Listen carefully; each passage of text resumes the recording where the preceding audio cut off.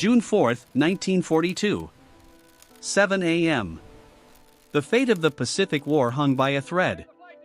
On the flight deck of the aircraft carrier USS Hornet, the air was thick with the smell of aviation fuel and the salty spray of the ocean. The engines of Torpedo Squadron 8, known as VT-8, were sputtering to life, coughing black smoke into the morning sky. These were TBD Devastators, large, lumbering, obsolete aircraft that looked more like flying bathtubs than weapons of war. They were slow, underpowered, and dangerously vulnerable.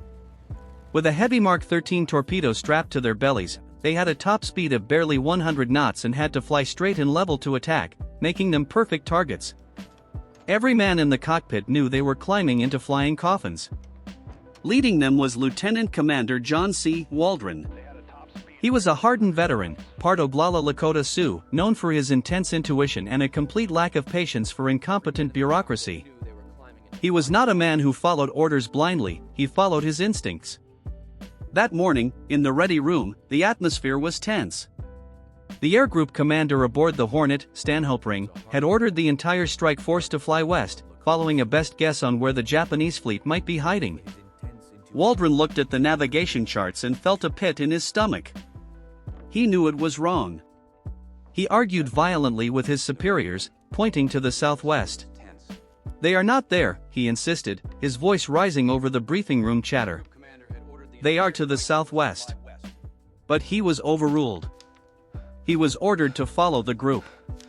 As the squadron took off, struggling to lift their heavy payloads off the heaving deck, Waldron made a decision that would seal his fate and change history.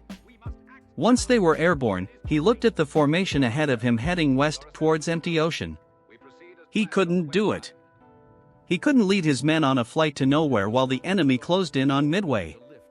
He keyed his radio, breaking the strict order for radio silence. To hell with them, he decided. He banked his plane sharply to the left. It was an act of mutiny in the middle of a war. He took his 15 slow torpedo bombers and headed southwest, alone. No dive bombers to support them. No F-4F Wildcat fighters to protect them. Just 15 obsolete planes flying into the unknown, separated from the safety of the main fleet. For an hour, they flew over the endless, empty blue of the Pacific.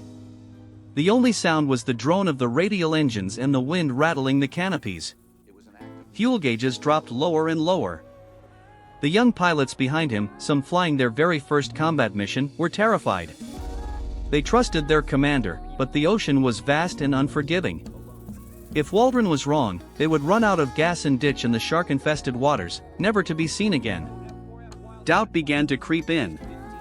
Had he made a fatal mistake? Was he leading his boys to a watery grave for nothing?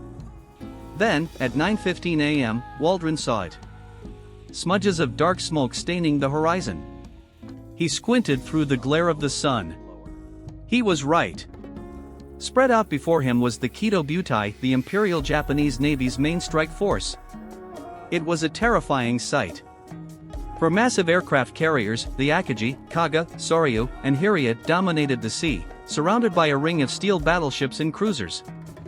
It was the most powerful naval armada on Earth, and it was entirely unalerted. Waldron looked back at his squadron.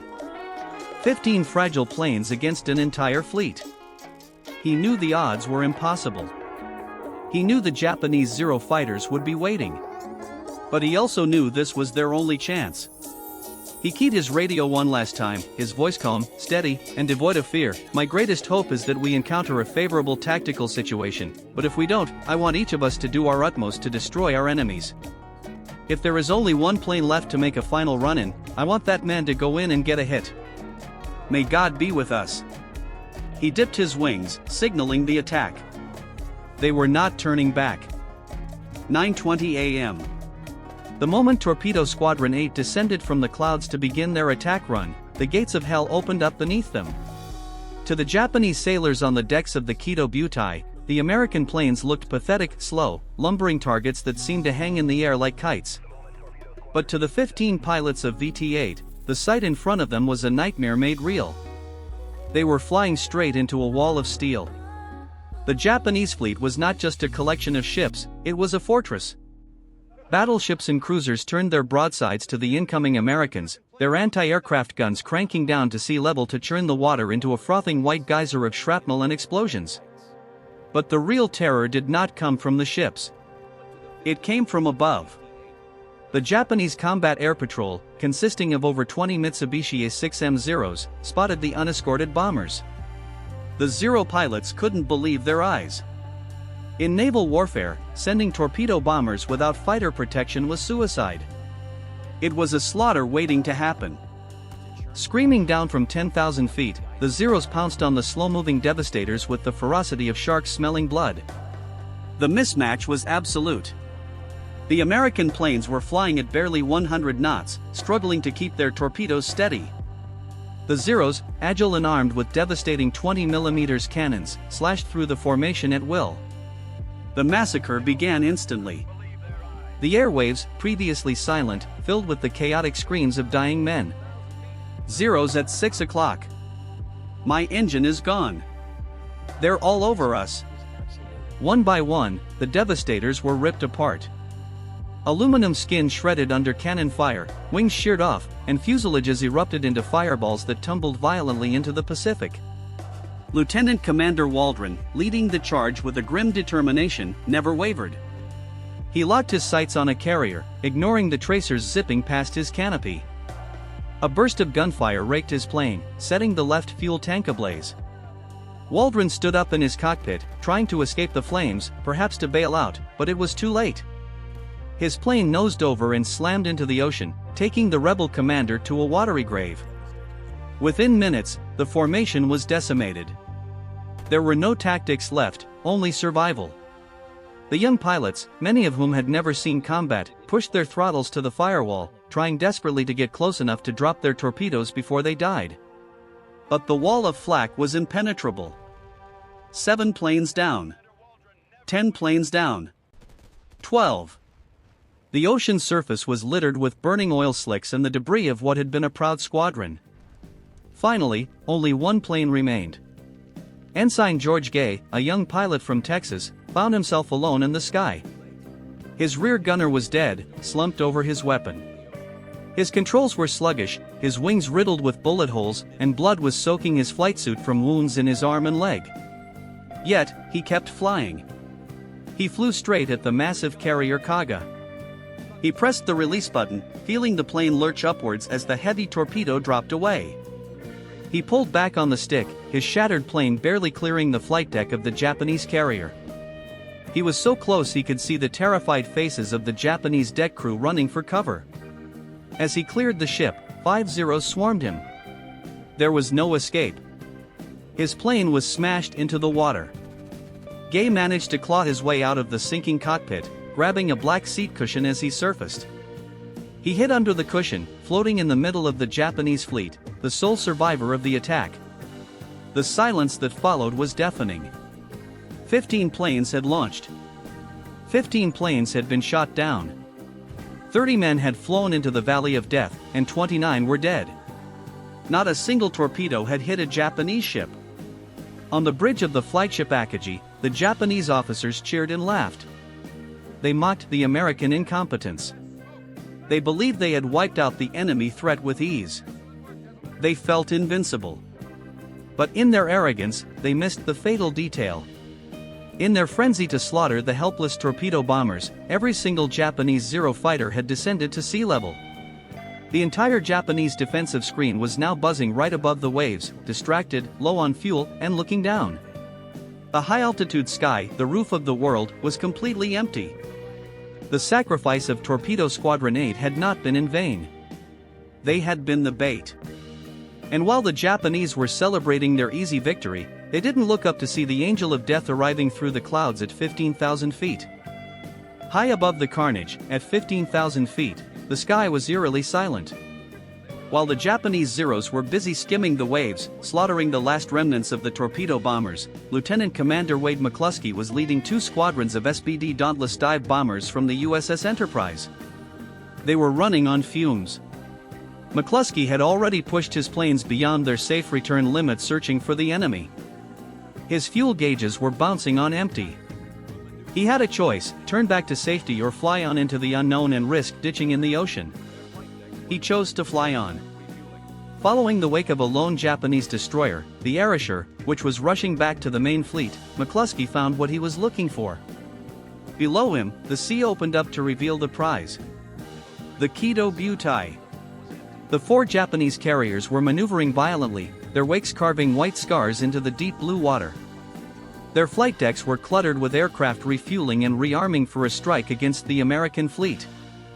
Fuel hoses snaked across the wooden decks, bombs and torpedoes were stacked loosely in the hangars. It was a tinderbox waiting for a spark. And most critically, the sky above them was empty. The sacrifice of John Waldron and Torpedo Squadron 8 had worked with terrifying perfection. The Japanese Combat Air Patrol had been drawn down to the deck to kill the torpedo planes, leaving the high altitude completely unguarded. The door to the castle was left wide open. McCluskey broke radio silence. Push over.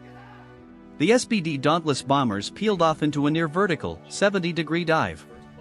The sound of the wind rushing past the canopies built into a deafening, banshee-like scream. The pilots aimed their aircraft not with advanced computers, but with simple telescopic sights and sheer nerve, diving straight into the mouth of the enemy guns. The Japanese lookouts on the ships below screamed warnings, but it was too late. The dive bombers fell from the sky like vengeful gods, traversing the thousands of feet in mere seconds.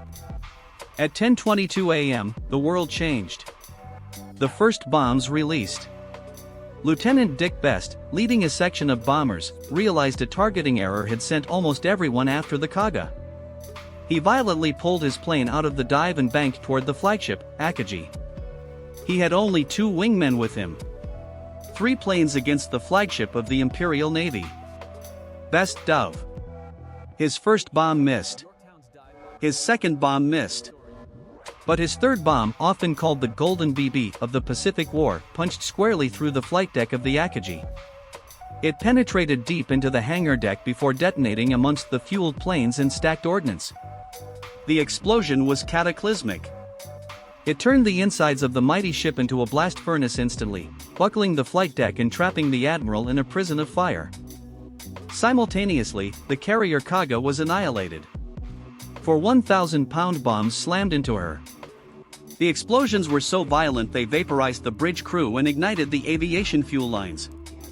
A massive fireball mushroomed into the sky, visible for miles. To the east, the Yorktown's dive bombers, arriving at the exact same moment by sheer miracle, pounced on the carrier Soryu. 3 hits. The ship broke its back and was engulfed in flames from bow to stern. In the span of exactly 5 minutes, from 10:22 to 10:27 a.m., the Imperial Japanese Navy went from being the masters of the Pacific to a burning ruin. 3 of their 4 fleet carriers were sinking wrecks. The cream of their pilot corps, their mechanics, and their invincible aura were incinerated. Down in the water, Ensign George Gay watched it all from under his seat cushion. Minutes ago, he had been weeping with rage as he watched his friends die for nothing. Now, he had a front row seat to the greatest reversal in military history. He watched the Akagi burn. He watched the Kaga explode. He saw the rising sun set in a pillar of black smoke. The battle was not won by the admirals in their bunkers, nor solely by the dive bombers who scored the hits. It was won by the 15 obsolete Devastators of VT-8, who had flown a suicide mission to strip the armor off the Japanese giants, proving that courage, even in the face of certain death, can change the fate of the world.